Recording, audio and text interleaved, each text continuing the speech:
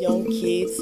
You know, by traveling, I was so jealous to the young kids in Africa. They were doing their toys by using piece of wood, cans, and all these things. And I was just thinking, this is the best way to play and to appreciate what we have. Of course, I grew up and I told you I'm anthropologist, so I learned about Africa. And I also, on the political way, I realized, I began to look at the way, the people, they were using what the Europe, all these colonial countries, they were bringing them, anything like the boat. And I discovered that so rich, so creative things in Africa by using all this crap, the material, the plastic bag, the bottle. This is something people used to do in Africa for many years. And also in the African culture, it's very important not to lose, for example, the textile.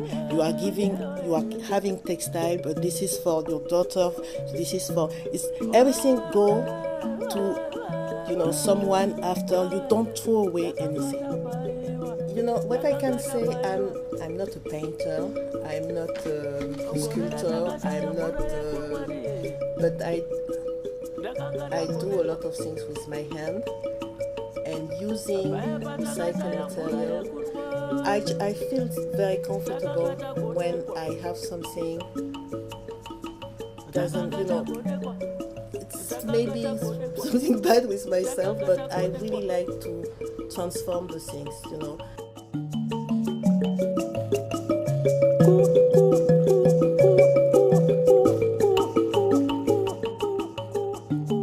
I feel like 50 years is something very important for everybody in life. And I came in this country, I was not far from my 50 years old birthday. I'm just thinking about Africa like I'm thinking about myself. That's mean it's very important. 50 years in our life is half a century. 50, it's a number just makes you think of, okay, where I am.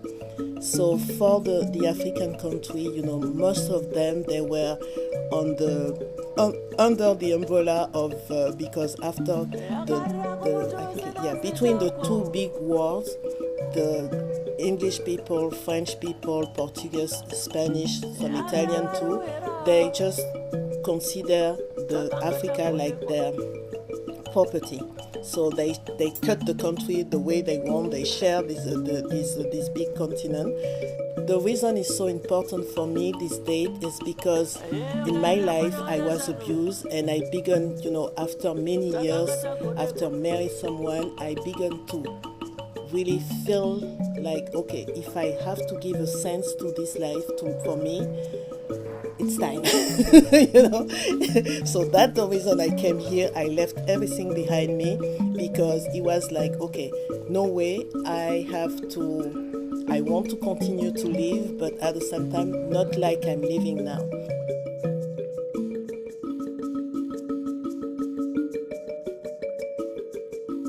But for the African people, when they got their independence, they really had to face what they want to become. And so these 50 years is really like, okay, we got some freedom.